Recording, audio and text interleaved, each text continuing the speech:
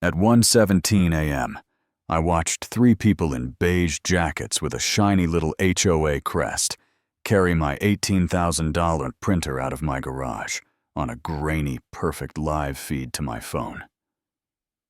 My mouth went dry and my hands went cold, even though I was 200 miles away in a hotel room, already knowing every camera I hid in that ceiling was doing the work. The punchline that never gets old is the part that felt like a punch to the ribs that night. I'm not in their HOA, not a square inch. By sunrise, deputies would find that white utility van idling behind their clubhouse with my gear stacked inside, and I'd be racing home with the kind of calm that comes when anger runs out of room to pace. I moved to the edge of Redfield, Texas to get quiet back 3 acres of scrub oak and a brick one-story with a long gravel driveway that sings under tires. No neighbors, no HOA, just wind and a steel frame. Garage I turned into a workshop by cathedral. When I'm joking, because everything in there felt like ritual. Benches, squared, bins labeled ceiling panels that weren't panels at all, but invisible cams I built to look like flat LEDs footage, mirrored to cloud and mirrored again, because paranoia wears the same shoes as experience. You know what I mean.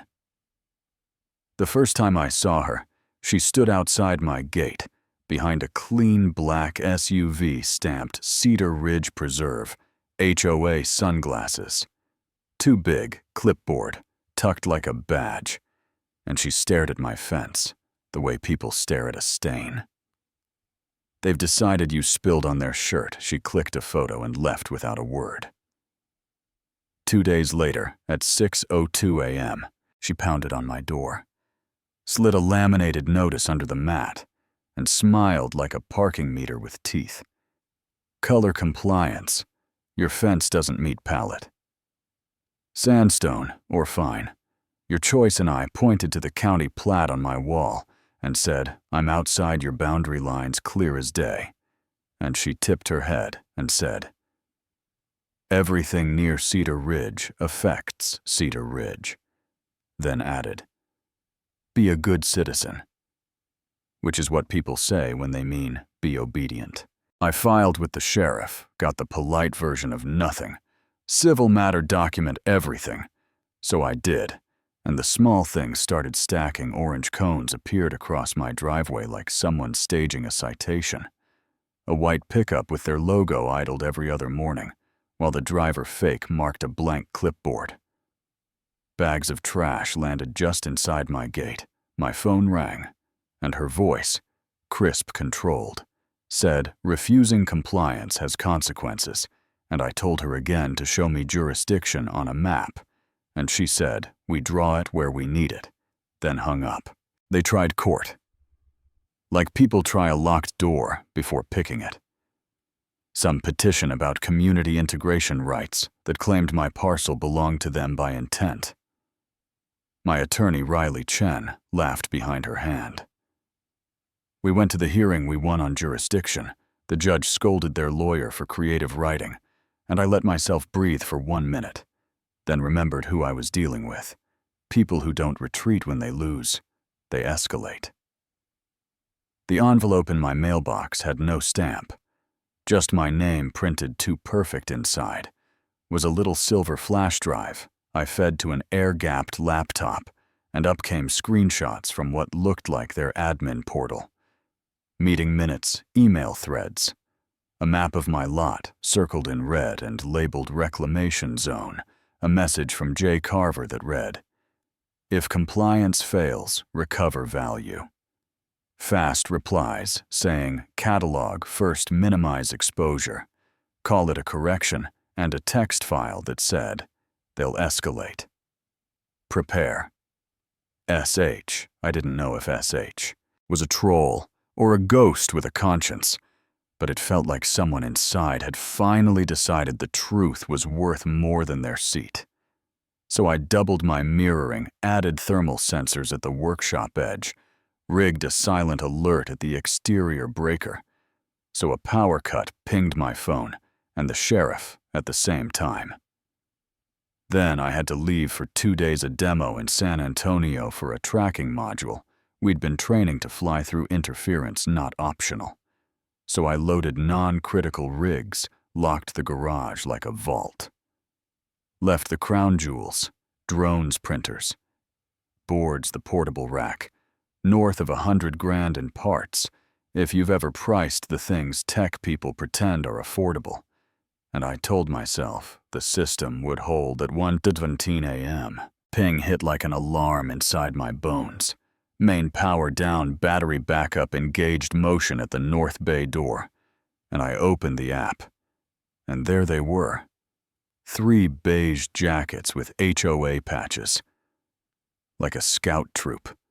The gray temple guy. Barking catalog. The serials. Brett wants it logged, rack goes first. And I pulled a plate off the exterior cam, called Sheriff Marla Quinn's office, and said you want a live link to a burglary on property that isn't under HOA jurisdiction.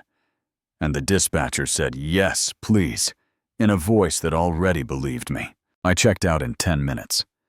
Back roads all the way, driving the way you drive. When the part of you that likes to argue is done with words, and an hour in a deputy called to say they'd intercepted the van behind Cedar Ridge Community Services door. Opened my printers riding like hostages, who heard the sirens and changed their minds, 2 contractors in cuffs, and 1. Brett Nolan, HOA vice president, insisting this wasn't theft. It was recovery of HOA assets. Show me the jurisdiction, I said later at the station, and Sheriff Quinn asked too, and Brett shrugged his way toward President Janet Carver's name. She'd told him my parcel would be integrated, that I'd encroached the boundary, which is a long-winded way to say we wanted it. Yeah, that happened. That. Back at my place, the side door frame wore a fresh gouge. The floor looked like a yard sale, lost a fight, and I climbed a short ladder and reached behind the fake HVAC vent and handed a tiny drive to the deputy. Every angle's on here, faces, voices. The moment they cut power plates, the order they moved in, and he held it, like it hummed. My neighbor, Nate Garcia, a landscaper who pays attention, showed 2 photos from his driveway. Same van by my gate, 2 nights earlier, same jackets, and said flat as a level. Told you they were circling. The next evening, 6 beige jackets marched up my drive with a measuring wheel and a clipboard. Like authority you can buy at a workwear store, clipped my gate chain without knocking. Started snapping my siding. Let the tape measure snap back like punctuation. And the second that chain hit gravel, the hedgerow sensor whispered to the sheriff. 2 patrol cars tore up the drive. 1 jacket tried to jog for the trees and got nowhere. They mumbled about an emergency inspection for unpermitted modifications, produced no ID, and 1 genius had a printed card in his pocket titled, "If owner confronts you. Step 1, call it a misunderstanding. Step 2, leave." You'd think the van, the footage, the fake inspection would make a board take a breath and call a lawyer who tells them to sit very still. But sloppiness is what arrogance does when it gets tired. They announced an emergency session to clarify miscommunications with a neighboring owner, which is corporate. For we're going to spin it, so I went to the clubhouse that smells like hotel lobby. Courage phones, already up a row of bored faces going paper pale. Janet in the middle, in a pale blazer that said, "I am the main character," and they gave me 2 minutes because they needed to feel in charge. I plugged a drive into their projector, put up the ceiling feed with timestamps, let the audio run. Catalog, the serials.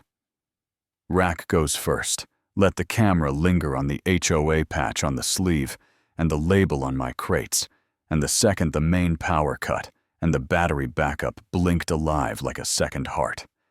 And I didn't shout. I said, "I told you to show me a line on a map. You drew it across my driveway you called theft recovery. So here's my recovery. Evidence." The door near the back opened, and a quiet guy in a navy shirt walked to the aisle. "Name's Sam Hart." He said, "I contracted your board last year to fix the portal," and he handed Sheriff Quinn a manila folder, like a fuse email. Logs with Jay Carver's line about recovering value fast. A Zoom clip where the chair squeaks and rings. Tap the desk, and Janet's voice says, clear as a glass knocked over. "If we can't remove him legally, remove the tools nobody has to know." And the room didn't gasp so much as exhale, like everybody's intuition had been waiting for proof to catch up. Janet said, "This is doctored," and Sam said, "Then subpoena my drives and the vendor invoices and check the timestamps against your checks." And that took the last inch of air out of the board's smiles. Sheriff Quinn stood with 2 deputies and said, "Carver, please stand," and the cuffs clicked, and her clipboard slid off the table with that cheap sound. Clipboards make when the person holding them runs out of titles. I could end right there and be done. That click is the sound my story was building toward. But the part that keeps me up is thorny, and I think it belongs to all of us, not just me. Where's the line between order and control, between community standards and a private kingdom, between being prepared and being the guy with so many cameras? Your neighbors wonder if you sleep. You know what I mean. Maybe I was the right kind of paranoid, and maybe she was the predictable kind of power-hungry, and maybe both truths can sit in the same room and hate each other's shoes. Tell me where you land. Drop your city and your HOA story, if you've got one. Push back if you think I went too far with the surveillance, or if you think I didn't go far enough. Tell me if Janet is a one-off or a symptom hit. Like if you want more stories told. Plain subscribe. If you believe receipts beat titles, and share this with the friend who says good citizen. When they